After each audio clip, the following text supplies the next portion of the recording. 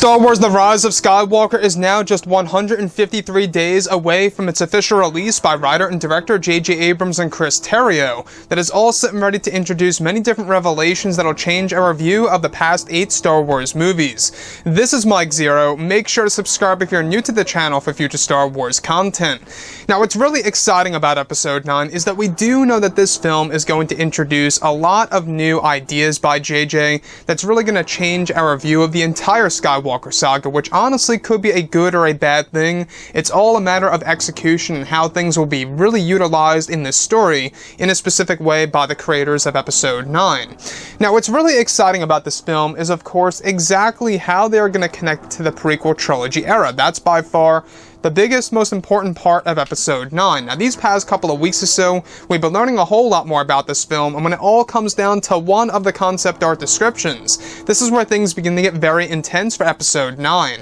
Now, specifically, what's really intriguing about all of this is that a description of Kylo Ren and his Knights of Ren traveling into Snoke's vault, where it's said that many secrets of Snoke were left behind many years ago. It's described that one of the scenes involves a moment in which Kylo Ren comes across many belongings of Snoke, where it's described that Kylo is standing in front of the statue of Darth Plagueis that holds the authentic staff of Plagueis that is said to radiate a strong dark side energy. Kylo is said to graze his hand over the staff, which initiates dark side whispers to enter into Kylo's mind, that guides him to another part of Snoke's massive vault that is said to be the size of a hangar bay, one of which includes a box that Kylo opens that is said to contain golden rings with what appears to be white crystals attached to each one of them, that is said to have been used to make them one more Force sensitive and connected with the origins of the dark side of the Force, and was handed down to Plagueis by his master Kylo Ren.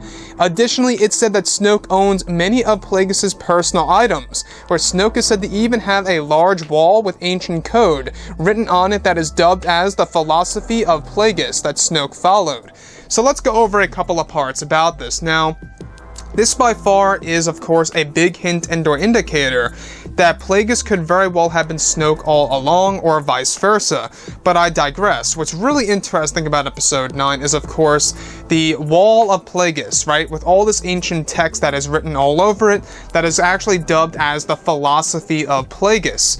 Now, this was actually said to be written by Plagueis himself many years ago, and the golden rings, I think, are by far the most intriguing element of what's actually stored within Snoke's vault. And if you look at Snoke's ring in The Last Jedi and The Force Awakens, yes, we do know that he actually got this from Darth Vader's fortress, specifically within the Sith cave that resides underneath Darth Vader's castle.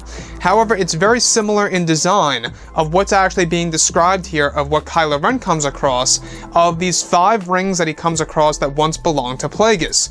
Though I find it very intriguing that both Darth Plagueis and Snoke had the same exact master, being of course Kylo Ren, which could also be yet another dead giveaway that they are both one in the same, basically the same exact person. Of course, you know, there's other hints and indicators out there that Snoke was Palpatine all along, or vice versa as well.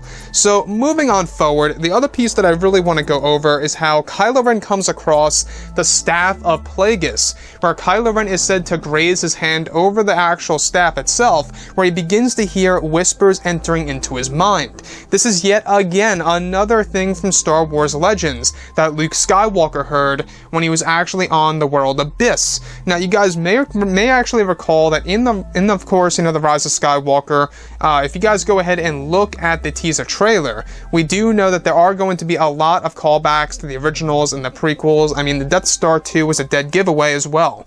So the fact that they are also drawing a lot of ideas from Star Wars Legends, which is a great idea, mind you, but at the same exact time, I'm really hoping that they get the Legends stuff correctly once it, of course, enters into the Star Wars canon material. Now, by far, about Snoke's master and Plagueis and his master being Kylo Ren, you know, we do know that Darth Plagueis, I believe is how you pronounce it, correct me if I'm wrong, but that was the one in Star Wars Legends. That is not the canon version of Plagueis and his master. However, it seems as though that Disney and Lucasfilm are writing over all of that and creating a new master of Darth Plagueis that is all set to be actually, you know, pretty much unveiled in Episode 9. Now, these rings were actually given to Plagueis that were handed down by Kylo Ren. These rings that we are talking about right now are said to have white crystals. Now, are they necessarily kyber crystals? That's a big question open on the table for discussion. Now, the thing that really gets me, that really mind-boggles me, is that Snoke's vault is said to be the size of a hangar bay. Now, that's how big the First Order headquarters is going to be once it's actually unveiled in The Rise of Skywalker. This large building with the First Order flag that once was actually for Supreme Leader Snoke many years ago, before he decided to go mobile for, of course, the headquarters and reside over in the unknown regions. Anyways, guys, drop a comment below. Let me know what you think about all of this in the comments. And if you guys did enjoy the content for today, do make sure to drop a thumbs up on this video to support the channel. I thank you all so very much for the kind support, and I'll catch you guys next time.